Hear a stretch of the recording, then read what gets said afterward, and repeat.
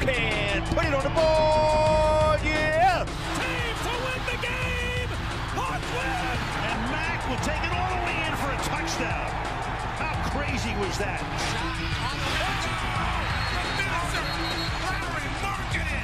And the Chicago Cubs win the World Series. This is the Athlete Beat, WCRX's sole sports show featuring modern and classic hip-hop, only here on 88.1 FM, Chicago.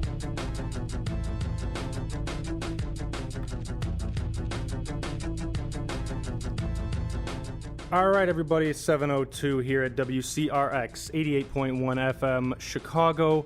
We're in Chicago, Illinois, of course. My name is Brandon Orlowski. This is the Athlete Beat, Chicago, not just Chicago, Columbia College Chicago's only sports show on the radio. We also throw in hip-hop music during the breaks and all that. And we got a great show for you today. We're flying solo today. Next week, hopefully we'll have another guest, but I can do this. I did the very first show was solo, and I did my top 40 show last year. Everything went about as good as you would expect the first time to go last year, last semester, whatever. But yeah, like I said, we have a great show for you. We got a lot to talk about, big things, little things, national stories, local stories. The biggest story over the weekend, I wonder what that was. I'm trying to think. I know something happened with the New England Patriots, the NFL's golden calf. All right, so if you guys haven't heard this story, buckle up because it's a good one. So the New England Patriots, of course, Tom Brady is their quarterback, Bill Belichick's their head coach. They are seen as the best quarterback and head coach of all time by most people. Definitely the best duo between a head coach and a quarterback, I would say. They have been killing it, needless to say. They've been killing other NFL teams as well for the past, 20 years. Constantly reaching AFC title games, Super Bowls. They have 6 championships to show for it. Patriots are owned by Robert Kraft. If you don't know who Robert Kraft is, he is a billionaire tycoon, owns an NFL team. That's pretty much all you need to know, honestly. But Robert Kraft got into some trouble over the weekend when he was busted in a Florida sex trafficking and prostitution ring. Oh, he got busted, all right. So apparently, Robert Kraft was one of about 30 men who were busted in this sex ring down in Florida. And it was very hard to believe. It was very hard to believe early on when it broke. Not that Robert Kraft, not that I thought he was above, above that kind of thing, but just like the man is like 80 years old. You're not expecting. Plus, and he's a billionaire. He's worth $6.6 billion. $6.6 billion. And he's still going to Florida to pay for $200 happy endings and a massage. It didn't really add up, but it's true. It's true. And I don't know, I guess the reason that he kept going back there, maybe he had the loyalty program or something. I don't know, maybe brand loyalty. He's been there for decades already, and he just can't find another spot. Kind of like a barbershop, maybe. I don't know. I don't know why a billionaire would only spend $200 on. Well, I don't know. Maybe that's just he has a personal budget for himself. Only $200 every time he goes in there. I don't know. I've never paid for sex. This happened at the Orchids of Asia Day Spa in Jupiter, Florida. If you didn't think people from Florida were, weird and quote unquote out there, quote unquote alien enough, the maximum fine. Now here's the thing. The NFL, they have to do something about this, right? Roger Goodell has to make some kind of decision. He has to put some kind of some kind of penalty and punishment on Kraft. Not necessarily on the team, but on Kraft. It seems that the punishment that is expected isn't gonna be like, anything that Robert Kraft himself is going to change his life over. As I mentioned, $6.6 billion is Robert Kraft's net worth. The maximum fine that the NFL can hit an owner with over any infraction. The highest fine that an owner can receive is $500,000. Now, of course, that is a lot of money. I was going to say something else, but I remembered this is terrestrial radio. I couldn't say it. That is, in no doubt, a ton of money, and that's definitely nothing to sneeze at. But to a billionaire, it's like the equivalent of the average NFL player being fined $2.87. There's not a prostitute in the world that you can buy with 287 cents. $500,000 for Robert Kraft, that can get him pretty far. And the 77-year-old is facing 2 misdemeanor solicitation of prostitution charges. Palm Beach County's state attorney he or she, I'm not sure the sex of the person, but they issued an arrest warrant today, and an affidavit today also alleges that Kraft was at the spa the morning of the AFC title game. The same day that the Patriots were in Kansas City playing for their Super Bowl bid, Robert Kraft was in Florida getting a rub and tug. Doesn't that seem a little weird and deviant? I mean, obviously, this type of behavior isn't quote unquote common or usual to the average American, I suppose. But you would think that the owner of the team would be with the team if they're trying to go to their 9th or 10th Super Bowl in 20 years, and they did end up winning it. They ended up beating the Chiefs, and then they ended up beating the Rams in the Super Bowl. He had the game on TV in the background, I guess. So I don't know. Maybe Robert Kraft, maybe there's something else going on there. Maybe there's something more to it. Because the whole ring and operation that got busted wasn't only about prostitution. There had some sex trafficking in there as well, which Robert Kraft has not been linked to. But I mean, this is a crazy story, and crazier things have happened. I definitely had no anticipation of talking about Robert Kraft's sex habits when we left the show last week. But since Kraft is a billionaire, I don't know. I don't know why he. It seems to me, at least, that he was kind of sloppy about this.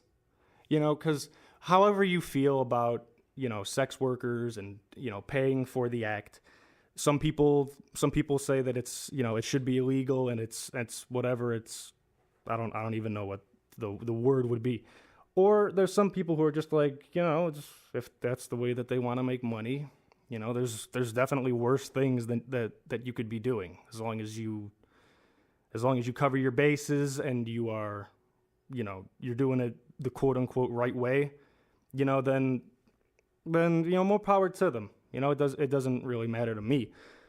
But assuming that, well, that's not assuming. That's definitely Robert Kraft's lane. He sees no problem with it. If you're a billionaire, you would think that you would be a little more maybe discreet about it instead of, I am just walking in the front door. Hi, I'm Robert Kraft, owner of the New England Patriots, and I'm here to, wink, wink, get a massage, nudge, nudge. I don't know. One, I've never dealt with that kind of industry. 2, I've never had $6 billion, and I guess I've never found myself in this big of a predicament. This is all very foreign to me because I'm trying to put myself in Robert Kraft's head. because, like I said, he's 77 years old, and he's sloppily being sloppy. So that was basically the biggest NFL news that came out of the weekend. What else happened in the NFL before we get out of here? Today, Michael Crabtree got released by the Ravens after one season. Where last year, I believe, yeah, he was with the Raiders last year. He kind of had a career revival, I thought. But then the Raiders got rid of him, and the Raiders got Gruden, got rid of Mack. Derek Carr sucked all of a sudden. So, I don't know. Maybe Crabtree was the glue that was holding that all together. But anyway, the Baltimore Ravens, they do have a nice young team. I think Lamar Jackson is a pretty good fit going forward. They got rid of Joe Flacco. Yeah, the Ravens, I guess this isn't really a huge move, good or bad for them, but it's definitely the biggest story that happened today by itself. But anyway, Chicago Blackhawks news. Corey Crawford is back. He has been activated off of the injured reserve list, and he should be able to rejoin the team and start in goal for their next game, which I believe is tomorrow. Now, the Chicago Blackhawks, of course, they started off the season pretty bad. They didn't seem to have any kind of semblance of a team, any kind of identity. It just seemed like nothing was coming together, and they didn't have any what's the word? For a team that had so much chemistry during their quote-unquote dynasty, the past two seasons, last year they didn't make the playoffs. This year they may not again. For a team that had so much chemistry, it just seems like it completely fell off at the beginning of the season. Of course, then Joel Quenneville, the head coach, was fired and replaced with Rockford Ice Hogs, their minor league team. Rockford Ice Hogs head coach Jeremy Colleton. And when he took over, it was pretty much of the same. There wasn't any real cohesion.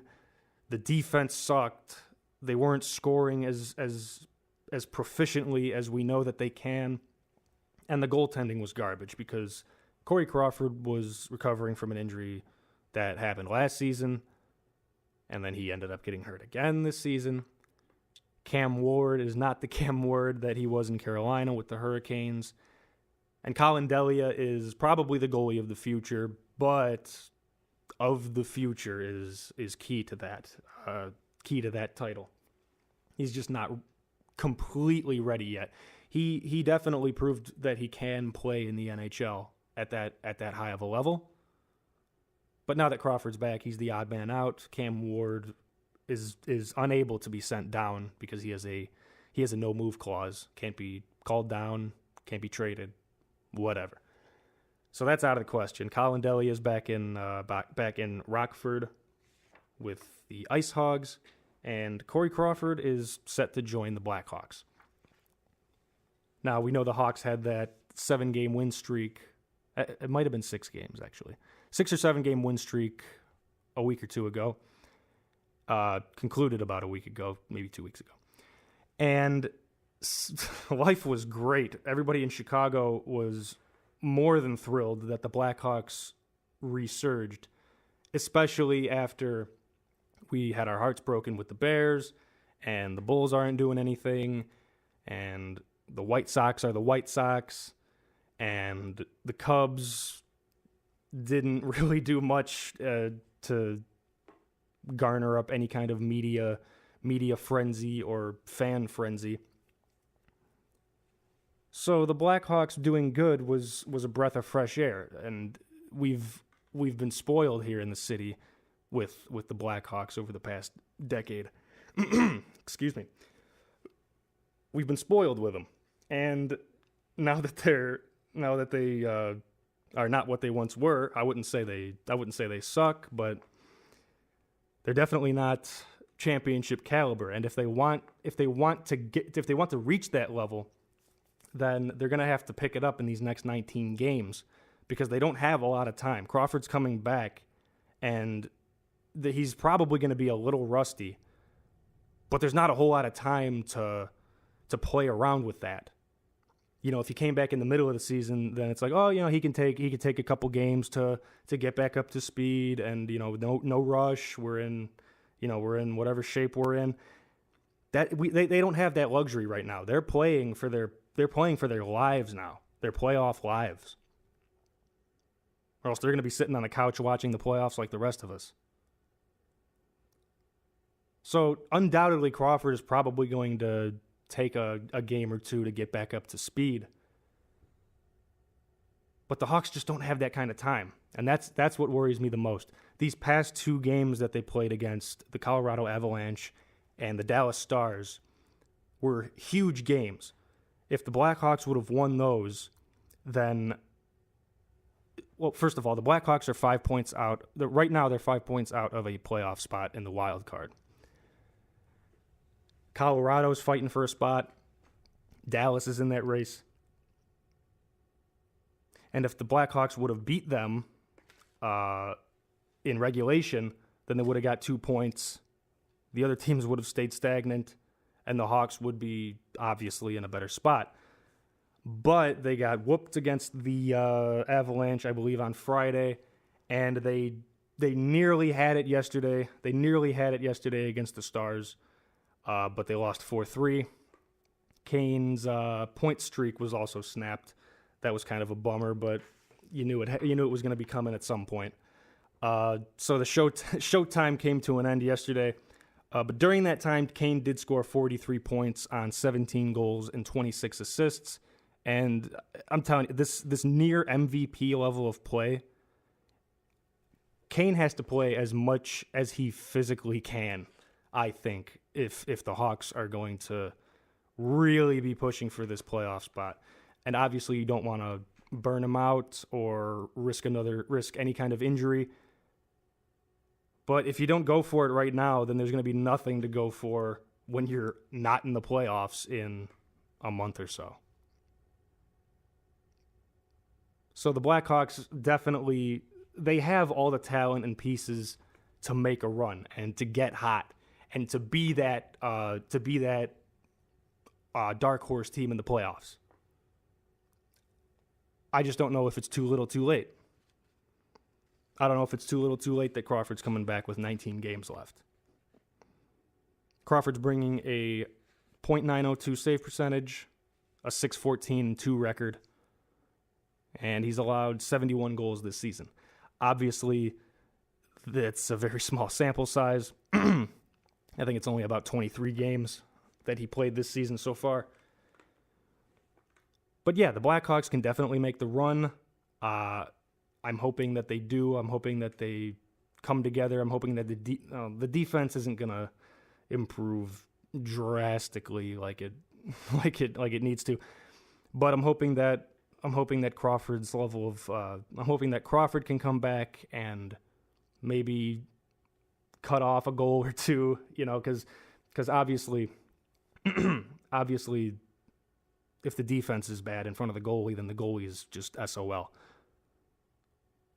But if you have a really good goalie back there, then he might be able to do his part in order to minimize the damage that the other team is imposing on the Hawks. So Kane's going to have to play lights out. Crawford's going to have to play lights out. And if the Blackhawks want to make it to the dance, then they're going to have to go full throttle, no doubt. So if you are not a White Sox fan or you don't follow baseball or anything, the White Sox were very, very hard going after signing Manny Machado, who is a third baseman, can play a little outfield, slugger, very good player. Originally was on the Baltimore Orioles, got traded to the Dodgers last year at the trade deadline to try to help them win the World Series, but didn't happen. White Sox were probably the number one team that got linked to him throughout this offseason. Who else was in on him? The Yankees were in on him hard. The Padres came in pretty much at the very end. The White Sox were there pretty much from the beginning. And everything seemed to be in a line. Everything seemed to be lined up that Manny Machado was going to fall to the Sox. Not fall to the Sox, but he was going to eventually sign with them. Because we have the cap space. We have a decent young core. Our the farm system for the White Sox is the number one in baseball, which just a couple years ago it was the worst, which is amazing to me. But anyway, despite those reports and rumors suggesting a Southside signing, Machado ended up going to San Diego and picking the late-to-the-party Padres. Padres offered him 10 years, $300 million on his contract. That's the largest free agent signing in American sports history. Largest contract that anyone in the history of U.S. sports, largest contract anyone has ever signed for a new team. So Chicago offered 8 years. Apparently, they offered 8 years, $250 million, with up to $100 million in incentives. So it's a possibility of 8 years, $350 million. San Diego offered him as part of the deal. They gave him what he was asking for in terms of a player option. They agreed to an opt-out clause being added into the contract, which means that Manny Machado could take it upon himself to end the contract after 5 seasons and either re-sign with the Dodgers at a different price, or he's free to go anywhere else. He's a free agent again. So the White Sox did not want to include this in the contract. They were unwilling to give Manny that little stipulation. And they also claim that we only offered him $250 and we had to do the incentives and whatever. But management claims that they couldn't offer. We couldn't offer anymore. We did what we did. We tried, but we couldn't go any higher. Wasn't possible. Which I reply with, that is just the biggest crock of BS that I've ever heard. I'm going to just break things down. I'm going to break things down for you. The Chicago White Sox, obviously the Cubs are the number one baseball team in Chicago. They're more popular. They've got the more devoted fan base, it seems, although White Sox fans, I got a lot of respect. I got a lot of respect for the diehards. But anyway, even though they're in Chicago, they don't really get the attention that the Cubs do. Or you look at the Yankees and the Mets. The Mets get a hell of a lot of coverage, but the Yankees are the freaking Yankees. That's Babe Ruth, that's Yogi Berra, that's Derek Jeter. When you think of baseball, you think of the Yankees. Being in New York and the big market, a lot of fans, the Yankees have an insane payroll. They are the most valued franchise, according to Forbes, in baseball. And with all of that being said, what I'm trying to get at is, even though the White Sox aren't a sexy, glamorous, maybe franchise or whatever, they are still in the third largest media market. Okay? The White Sox are valued at $1.5 billion. That's only 14th in Major League Baseball out of the 30 teams. Cubs are valued at 2.9. That's number 3. And I put this on my notes just to reaffirm my position. Let me just jump into that real quick. Jerry Reinsdorf owns the White Sox. He's the owner of the Chicago Bulls as well. His net worth $1.6 billion. So he is worth $1.6 billion himself. The White Sox, as a franchise, are worth $1.5 billion. The Bulls are valued at $2.9 billion, which is fourth in the NBA. So Jerry has money. Nobody's denying Jerry's got money. The Bulls are a cash cow. The White Sox, not so much. But here's the thing. Me saying that, you might be thinking, well, the White Sox are no good. They're the middle of the pack when it comes to valued franchises. Maybe they really couldn't afford the $250+ million contract. Here we go. White Sox right now, as it stands for the 2019 season, are currently 26th out of 30th in total payroll. The money that they have on the books, they don't have much. White Sox payroll right now, meaning all of the players right now that are currently on the team, as well as players that they're paying off contracts for, whether or not they got traded or they got prematurely cut from their contract. Anyway, so White Sox payroll, $80 million. The league average is $126 million, which would be around 13th in baseball. Cubs payroll, $211 million, second in baseball. Now, Jerry's other team, the Bulls, their payroll is $93 million, which is 24th in basketball. Now, the Bulls right now are, I think the White Sox are further along in their rebuild than the Bulls are. So I'm giving the Bulls a little bit of a pass for not paying stars. Also, in the NBA, there is a salary cap. You can only spend so much. In baseball, you can do whatever the hell you want. That's why the Yankees are always at the top of the payroll, is because they can. They're in New York. They're the most valuable franchise. They're probably the most iconic baseball franchise, maybe sports team, maybe sports franchise in the country. The Yankees are very recognizable, and people want to play for them. People want to wear the pinstripes and follow in Jeter's footsteps. Babe Ruth, Yogi Berra, Mickey Mantle, all of these great legends. They want to play for the most legendary franchise. This is why people want to play for the Lakers. This is why people want to play for the Blackhawks. This is why people want to play for, I was going to say the Cowboys, but there's even a lot of NFL players that don't like Dallas.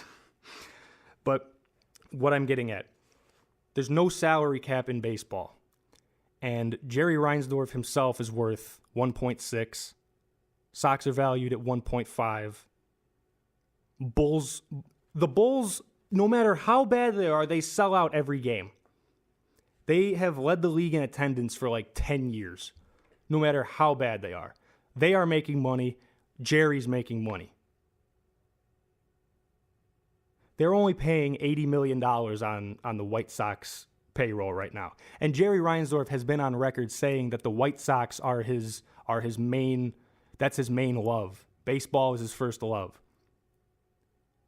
He said in the past he would trade all 6 Bulls championship rings for one more White Sox ring. Just one more. One more ring. That's all I want. So this whole notion of, we did what we could and, we gave it our best shot, that is a crock. There's no salary cap. You have the money to spend. It's not being used on your payroll.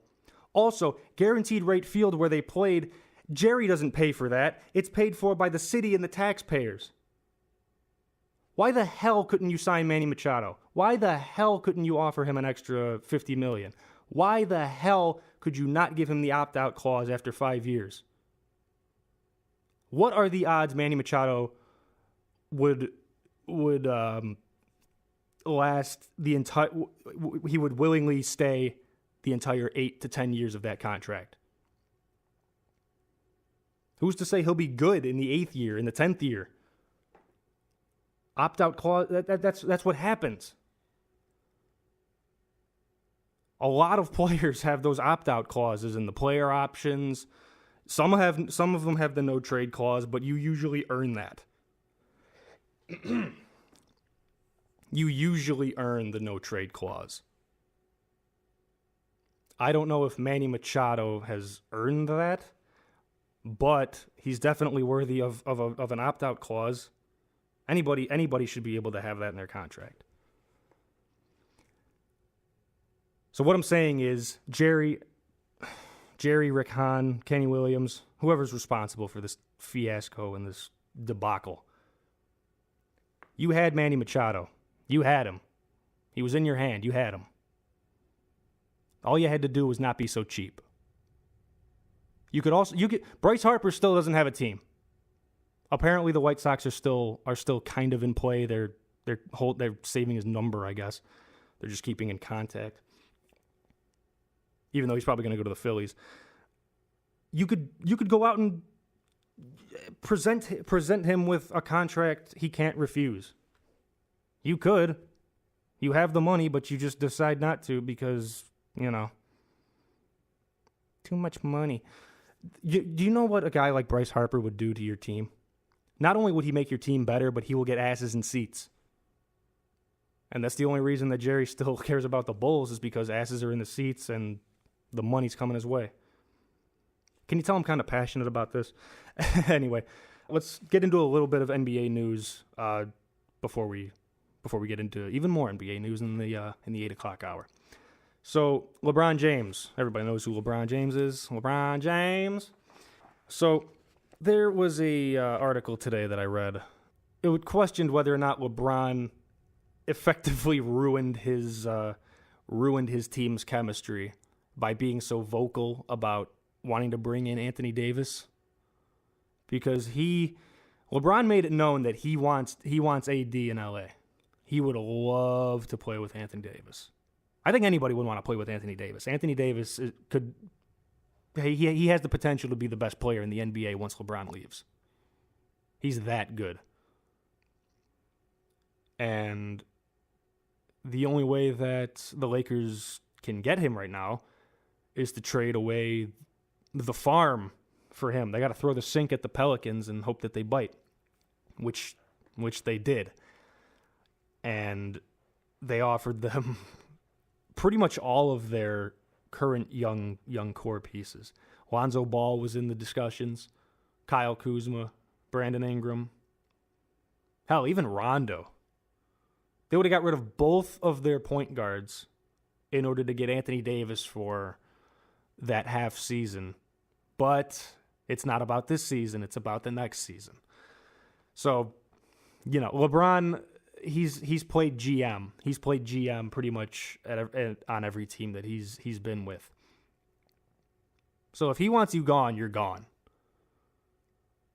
LeBron James is more important to Magic Johnson than Lonzo Ball. But what about LeVar Ball? Was he included in the trade? That's probably what made the deal fall apart. But yeah, LeBron may have ruined LA's chemistry for this year by being so public about what superstars he wants to play with. I don't know. I think so. LeBron, for as good as he is, he does bring a sort of drama and a media circus with him.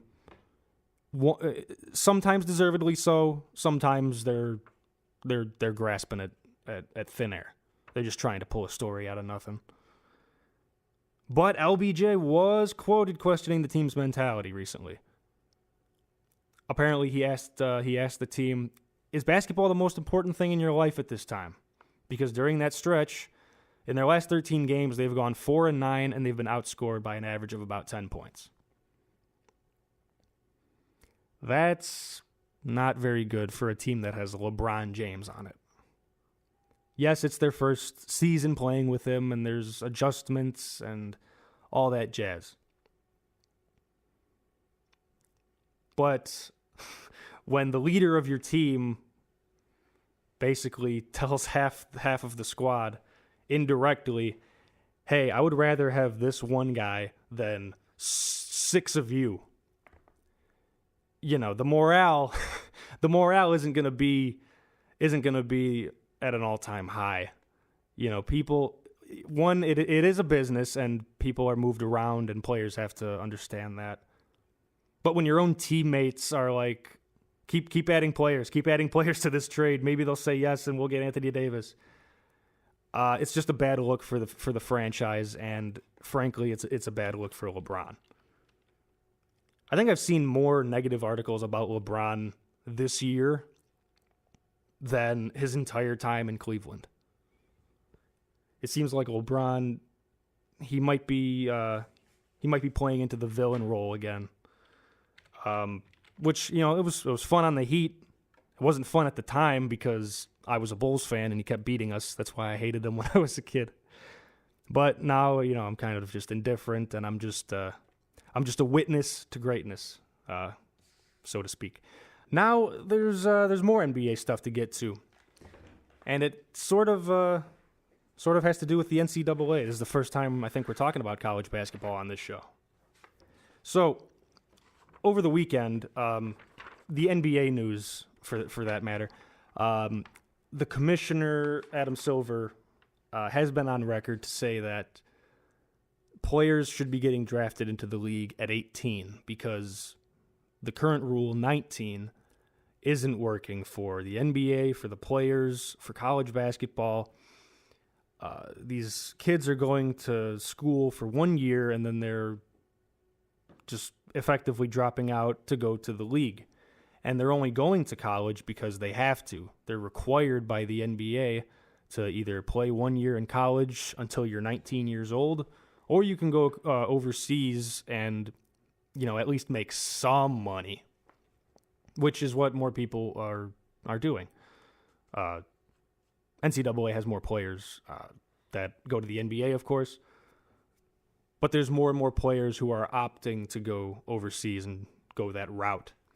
So Adam Silver has that idea for the league. Now, the NBA officially submitted a proposal to the National Basketball Players Association, the NBPA, recently. I believe it was just over this weekend, to lower the draft age to 18. So they finally did it. They finally submitted the proposal, and now we just have to wait and see what the outcome is. We have to see what they decide. And something tells me that this is going to happen sooner rather than later, that going to college is not going to be a requirement anymore for NBA players. And, I agree that the whole college system is kind of flawed, but we can get to that in 1 second. This decision to act on this now seems to be a direct reaction and coming off the heels of Duke superstar Zion Williamson's knee injury that he sustained last week in their matchup against the University of North Carolina. So 36 seconds into that game, Zion Williamson plants his feet. One leg goes one way, one leg goes the other way, and one of his feet go straight through the Nike shoe. I believe they were Paul George shoes, which the Paul George shoes are fine, but Zion Williamson is 6'8" and 280 pounds. It's probably not too much of a shock. It's probably not the biggest shock that's ever happened that Zion literally popped out of his shoes. Not completely out of the question in my book. So he suffered a grade 1 knee sprain resulting from that little spill. And I think this incident has single-handedly ramped up the conversation about the NCAA not paying its players. And here's the reason why. I think the fact... Okay, so here's the thing. Tickets for this game were astronomical in price. Duke-UNC for basketball is one of the biggest sports rivalries in the history of anything, in the history of sport. It's a big deal. Now, UNC Duke tickets, they reached freaking Super Bowl prices before it happened, all right? Meaning $3,500, $4,500 for a college game. Zion Williamson saw none of that. He got $0 to play in that game. And he got $0 to play in all the games that he's played so far. And should he come back from this knee injury in time for the tournament, March Madness, he's not going to get paid. He's not going to get paid for those either. Now, of course, some people are going to say that they're getting the scholarship and they're going to school for free and they're getting that education. Ask yourself this: how many of those players are really there to learn and to soak up lectures? Especially a guy like Zion Williamson. Zion Williamson is projected to go number 1 in the draft, and deservedly so. The kid is an animal on the court. He's Khalil Mack. He's a bigger Khalil Mack, but he plays basketball. How do you stop that? Who doesn't want to crack at that? Who doesn't want to try to draft him? So he's projected to go number 1 overall. If he would have suffered a serious injury anytime during the season, for that matter, but if he would have suffered an injury during that game, yeah, and it severely impacted his draft stock, like there's the question that he may not be the same player. He's basically guaranteed the number 1 pick right now, which guarantees the millions of dollars for that rookie contract. And assuming he blossoms into the player that he appears to be, then he's gonna get a max deal from somebody when his time comes. If he would have got hurt, then that's it. What the thing that he's been doing, basketball, for the past however many years of his life, whenever he started, 2-3 years old, whatever. That is all he has been doing. That has been his focus, is basketball. I am going to play basketball. I am going to I'm going to try to get as good as I possibly can. I'm not going to stop. I'm going to work my freaking ass off to get to this point that I am right now. And it could have all been thrown away. It could have all been thrown away if he got injured for a team that isn't even paying him. But he has the scholarship. He's leaving after 1 year. The education must not be that important. Okay? College athletes I believe they should be paid. Either pay them or take their services overseas, or I don't know, come up with another league in the States, which isn't easy to do. It's not an easy task just to start up a league, and you're going to pay all of your athletes out of thin air. College basketball's got to do something. College football has to do something. The NCAA period. Now, obviously, not every player who plays college ball or any kind of sport, they're not all Zion. They're not all LeBron. They're not all insert legendary college player here. And they don't have to get paid $1 million, because they know that they're not going to go pro, and that's not their main focus. That's not why they're there. That's not necessarily why they're there. They may have gotten the scholarship to play basketball, but it's not like they're the headliner on that team. Nobody's going to the Duke UNC game to see Lada Dottie, whoever. It doesn't. That's not what it's about. Players that are definitely going pro and have that kind of talent should be compensated appropriately. That's just my opinion, whatever. That's just how I think things should be. So Zion Williamson could have seriously screwed himself. Not even that. Not even that. The NCAA could have screwed Zion Williamson out of his meal ticket. Just because for some reason the $1 billion corporation doesn't feel like paying its athletes even a penny. But at least the NCAA, you watch them and they're playing for the love of the game. Yeah, well, they're not playing for anything else. They're not playing for anything else. Nobody's paying them.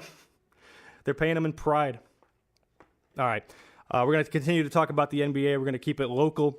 We're going to talk about the Chicago Bulls. And right now, the Bulls have won their last 3 games. They're playing right now against Milwaukee right now. And I think they're losing currently. But their previous 3 games, they've won all of them. In their last 9 games, Chicago is tied with Portland, the Trailblazers, for the number 1 offense in the league, which at the beginning of the season I couldn't even fathom that. And I definitely couldn't fathom it after Jim Boylan was promoted to head coach. And a large part of that is, it's a credit to Zach LaVine and Lauri Markkanen blossoming before our very eyes. On Saturday versus Boston, the Bulls, in a game which the Bulls beat the Celtics 126-116. Zach LaVine posted a career-high 42 points, also added 6 rebounds, 4 assists, and had he shot 17 of 29. His 2018 stats for the season, 23 points, 4 rebounds, 4 assists, 46% from field goal percentage, 36% from 3 points. Another caveat that I thought was interesting, he scores on 69% of the drives that he makes to the basket. That is good for second best in the league behind Kawhi Leonard and ahead of James Harden, Giannis Antetokounmpo, and LeBron James, respectively. Lauri Markkanen, on the other hand, he scored a career-high 35 points. He also added 15 boards, 2 assists on 12 of 20 shooting. Didn't have any blocks, though. I was kind of surprised, but can't fill the stat sheet in every single category. His stats for this year: 19 points per game, 9 rebounds, 1 assist, 44% shooting, 38% three-point shooting. He's currently tied for the second most points per game among his 2017 draft class, ahead of Donovan Mitchell, ahead of Jason Tatum, is it behind Jason Tatum? Actually, I know it's definitely behind Jason Tatum. I don't think it's Donovan Mitchell, actually. I think I screwed that one up. Anyway, those are the first Bulls teammates actually to score 35 in a game since Michael and Scotty in 96. So I think there's definitely room for optimism. I think there's definitely room for optimism when it comes to the Bulls. The only problem is, why do they keep winning so much? They need to tank to get Zion Williamson or Ja Morant, really. They just need they need to lose and get that high draft pick. If they fall out of the top 3 or even the top 4, then I think the team's going to be in trouble in terms of where they want to go from here in terms of the rebuild. Because I think they're counting on getting a top 3 pick. And I think that they need to rein it in a little bit, don't go out there and obviously throw games or anything, but you gotta think towards the future. And obviously some players are playing for contracts and playing for themselves, which I completely understand. You shouldn't just throw away your career if you have a shot to prolong it on a team that you might not even be on next year. But Zach LaVine's putting up his points and Lauri Markkanen's putting up his points. It's easy for a fan to say that they should lose more, but that's just how the fans feel. We have a caller, actually. This is our first caller of the show. We're only 5 or 6 freaking weeks into this thing. Right now we have Anthony in Garfield Ridge. Anthony. Hello. Hi. Welcome to the show. Hey, thanks for having me. So, what do you want to talk about in regards to the Bulls? The fact that they're so bad that they can't even tank right. All right, tell me about it. Well, I mean, you have a franchise that obviously needs to get a top 3 draft pick, and you do well for the first half of the season with losing, and then you come on these last 3 games and just out of nowhere have an offensive renaissance. Yeah. How are you that uncoordinated that you know you need a draft pick, yet you come out there and you blow 3 games by winning? Well, that's the thing. I mentioned, I started off saying that they really should make an effort to lose, And I still kind of believe that because they do have the opportunity to get a generational player in this draft. The only problem is you got players on the team who, one, are playing for contracts, one are playing for pride. This is what they do. You know, Zach Levine and Lauri Markkanen are good players. They can't just magically be bad. Yeah. So I get where you're coming from there, and trust me, I feel you. I want this team to do good so bad. I want them to draft a very good player. Anything else you want to add?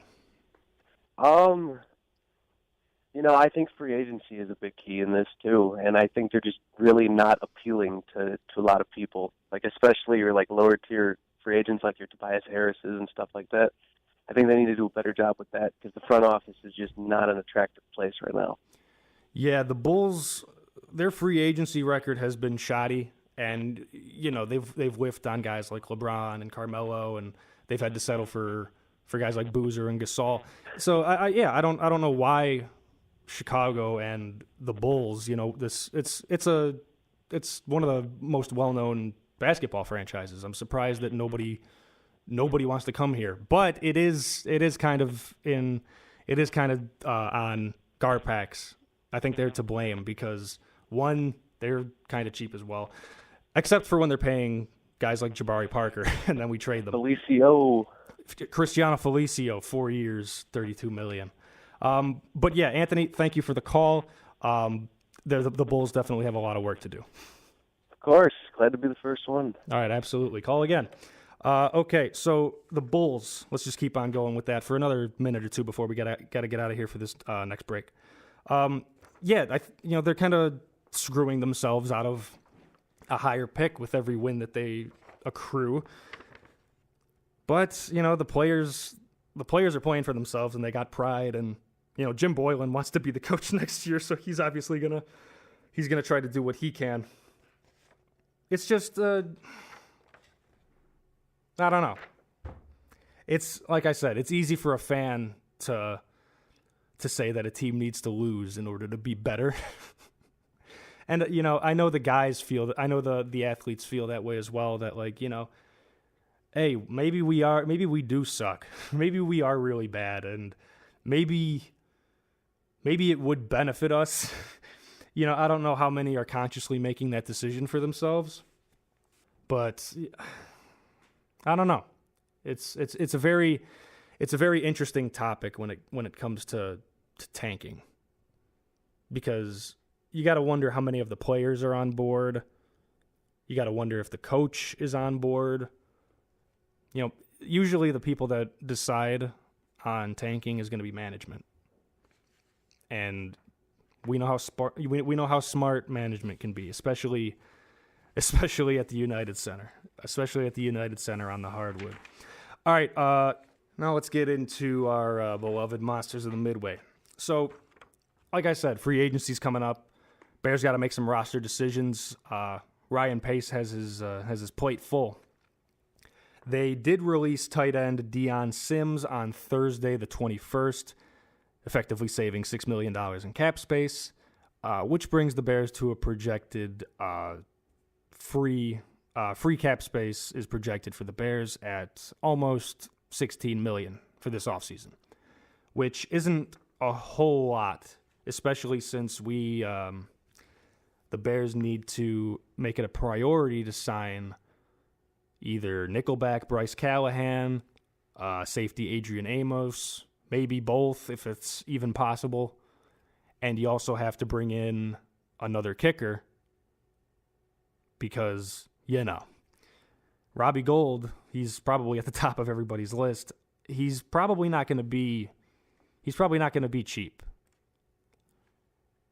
I'm sure the 49ers want him back. I don't know if Robbie Gould wants to remain in San Francisco. I don't think he'd be happy if he was hit with the franchise tag. So Robbie Gould could potentially still make a comeback to Chicago. We just got to wait and see what the 49ers do with him. So going back to Bryce Callahan and Amos. Bryce Callahan last year, before he got injured, he was unbelievable. He was on a pace to have the best nickel corner season for last year. He was the best one up until he got hurt by Pro Football Focus ratings or whatever. And he got hurt, and the Bears, they filled in nicely with Sherrick McManus and other players like that. But Bryce Callahan, his presence was definitely it was definitely missed. Now, the Baltimore Ravens. I bring this up because this could have big implications on what we offer him. So the Ravens extended their cornerback, their nickelback, Tavon Young, to a 3-year, $26 million deal. That makes him the league's highest paid nickelback. Nickelback is it's not the band, I swear. It's the nickelback is basically the slot corner. You have the slot receiver, and then you have the slot corner. So it's a starting position in essence. Now, Bryce Callahan did get injured. However, I don't think that's gonna be a gigantic hindrance in how much money he makes next season and going forward with however long his contract is. Bryce Callahan is probably the guy that the Bears should go at. He should be their main priority. As much as I love Adrian Amos, I think he's probably easier to replace because they have Eddie Jackson, the free safety who's flying all over the field, hawking balls. Amos is a good in the box, I'm going to hit you safety. He's really good. But I think Bryce Callahan should be the priority because he would be harder to replace. He'd be harder to bring in somebody else. It would be harder to bring in somebody else and have them exceed what Callahan is gonna provide. So that is where the Bears are currently standing with their secondary decisions. Amos and the Bears have engaged in New Deal discussions. They've been going back and forth, and they've been trying to make something work. Nothing yet. However, the Broncos are actually expected to pursue Amos in an attempt to try and reunite him with former Bears defensive coordinator and now Broncos head coach Vic Fangio, as well as Ed Donatel, who was I think he was the defensive line coach here in Chicago. Now he's the defensive coordinator for Denver, which is kind of a meaningless title because Vic Fangio is going to be calling the plays, but whatever. Ed Donatel gets to coach the team and gets to do his football thing. So Bears got to watch out for Vic Fangio stealing one of their starters.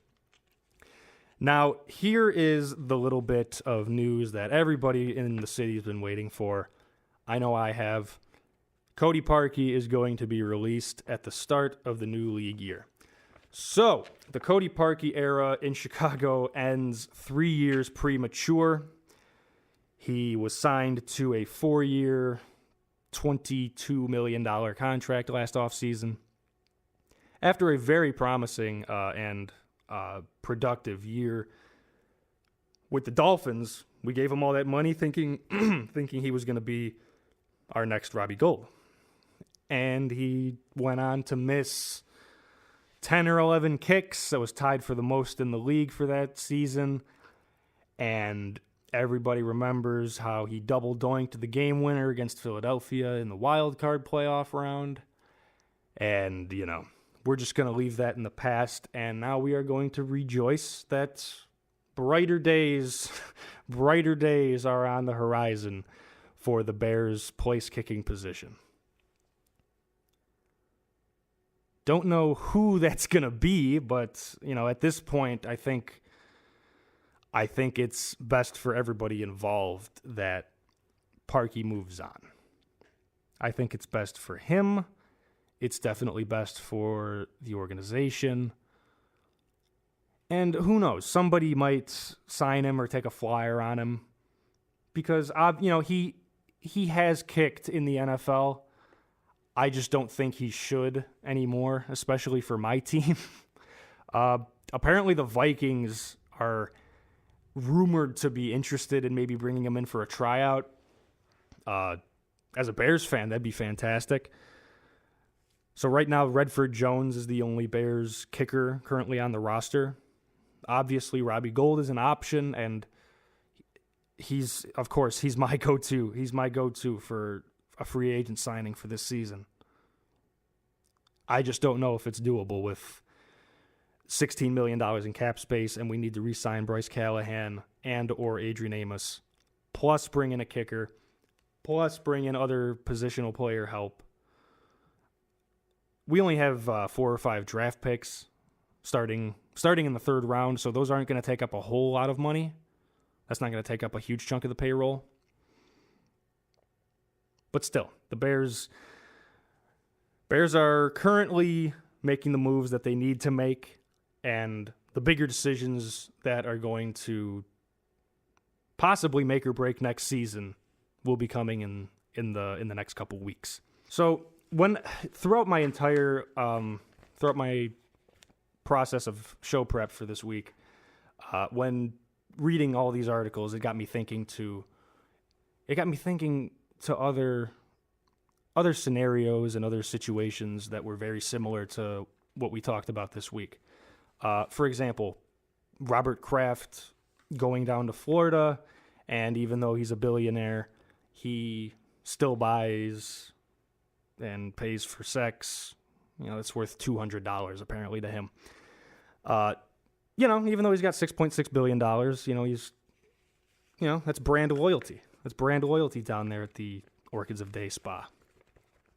So I'm trying to think. I was trying to think what other avoidable scandals have been have been prevalent and prominent in sports.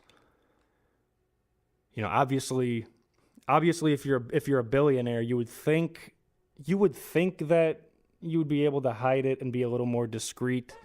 Maybe even have people come to your own house.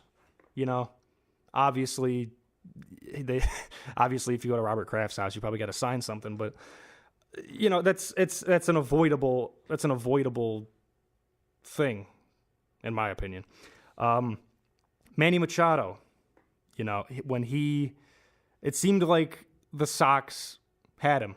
The Sox had him basically like already wink wink agreeing to a deal. And they hit Manny with the final offer. And I'm going to take my talents to San Diego for an extra 2 years and an extra $100 million guaranteed. So you guys can kick rocks. In his case, what are some free agent blunders that the Sox have gotten themselves into? Or not the Sox, that any sports team really has gotten themselves into. Obviously that's a big one. It seemed like the Bulls at one point were on the verge of signing Dwayne Wade. He met with Garpax and management, and they had a really good meeting. It seemed like they had a really good meeting, according to Wade. And he said that his mind kind of changed, and he started to think about it seriously after Gar Forman gave him a Bulls Wade jersey, a number 3 Wade Bulls jersey. This is before he came to the Bulls in 2016 or whenever he did that for the one season. So he went home, put on the jersey, and he tried to envision himself playing for the Chicago Bulls in his prime. And he said that the pressure and just the magnitude of being that hometown hero kind of swayed him back to Miami. So there's that. That happened. The Bulls were almost, this isn't a free agent, but the Bulls were almost going to get Kobe Bryant in 2006. But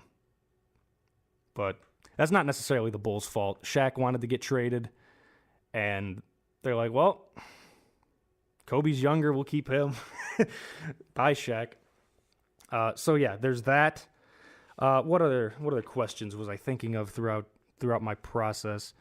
When it comes to the Bulls and what they need on their team to be successful, first of all, they got to lose. And once they've done all that and they've drafted whoever they do, I think they're going to draft Ja Morant if they have the chance. Because I don't see them getting the first pick. And Ja Morant makes the most sense after Zion. Jeez, sorry. Feel like I got a burp, but I don't. It's weird. Anyway, Bulls probably going to end up drafting Morant if they don't get the number 1 pick for Zion. What do they need? Okay, so Chris Dunn right now is the starting point guard. He's not it. That's not it, Chief. He's shown flashes. He has shown flashes throughout his entire career, whether it be with the Timberwolves or now with the Bulls. And to me, it just hasn't been enough. And to management, it hasn't been enough either, because they were shopping him at the deadline. They're going to be analyzing him and deciding where they're going to go with him in the future for the remainder of the season. They're going to be watching him. Archie Diacono has, he's elevated his level of play. Shaq Harrison, he's done the same. Obviously, those aren't the answers at starting point guard going forward, but they could lock up Archie and Shaquille Harrison. They could lock up that backup point guard spot, because Chris Dunn could also be the backup point guard. He's still under contract for next season, still on that rookie deal. And now since the Bulls can maybe draft Morant, or they've even talked about bringing in Darren Collison or Ricky Rubio, a point guard like that, just as a stopgap kind of guy, just so they have some kind of veteran leadership. So they have options, of course, at point guard, but Chris Dunn is not the guy going forward. He could be the backup, but I think even that's up in the air. Levine's fine where he's at. Otto Porter Jr., I really like that move. I'm not crazy about the money, but what he's brought to the table for Chicago so far has been impressive. Lauri Markkanen is the franchise cornerstone. Wendell Carter Jr., I think, is going to develop into a stud. So it seems like your top 5 is almost set. You could maybe improve on Otto Porter, definitely improve on point guard. Now, when it comes to the bench, either Chris Dunn could maybe be that guy. I think he could maybe fill that role of the Marcus Smart type player. I think he could maybe fill into that nicely. Backup shooting guard. You could throw Denzel Washington, Denzel Valentine. We'll be playing basketball in Pelican Bay. Anyway, he's coming back from an injury, so we don't really know whether or not he's going to be the same player. Also, he's a good 3-and-D guy, but you got to wonder if maybe it's time to move on. Wayne Selden is an option. I really like what he's brought to the table this year from Memphis. Just kind of came into his own with this team. Chandler Hutchison, I'm very high on. Don't have Bobby Portis anymore. That's kind of a bummer. So they don't really have an official backup power forward right now. Felicio could play that. I'm not crazy about him as a player on a championship team. Hoping the Bulls get to that point in the near future. And Robin Lopez may or may not be here next season, but he's been playing lights out when he's been starting over these past couple weeks in place of Wendell Carter. He's been averaging like 15 points. Robin Lopez is a damn good player. Whether he's a starter or the backup, that's just the kind of like guy that like the teammate, he's gonna give it your all. That's the guy you want on your team. And so the Bulls, they need to fill out their bench for sure, and they need to make sure that they get their starting point guard of the future, whether it's in the draft or somehow in free agency. They just need to make that happen. Now, in terms of the Lakers and LeBron, what do they need? They just need to not let distractions be so prevalent in their minds. Because I know playing with LeBron and playing in LA with that kind of scrutiny and all those eyes on you, it's probably stressful, especially for a lot of those young guys who are new to the NBA. So, in terms of players, at least, maybe another shooting guard. But next year, I think the Lakers are going to look vastly different. I think a lot of the current players are going to be gone, possibly in a trade. That's just the way it is. That is life in the NBA when you're on LeBron James's team. All right, we got to get out of here. It's 8:59. We got to get out of here before 9 o'clock. I will queue up a song for you for the 9 o'clock hour before we get into our unlimited music and our evening mix. I'm Brandon Orlowski. This has been the Athlete Beat. You can follow me at Brandon Orlowski pretty much everywhere. You can find WCRX at WCRX FM. It's Chicago's Underground on Facebook as well. You can email me at brandononair@gmail.com, and you can call 312-663-3512. Ladies and gentlemen, this has been the Athlete Beat. I'm Brandon Orlowski once again. Thank you for listening. Tune in next week. Peace.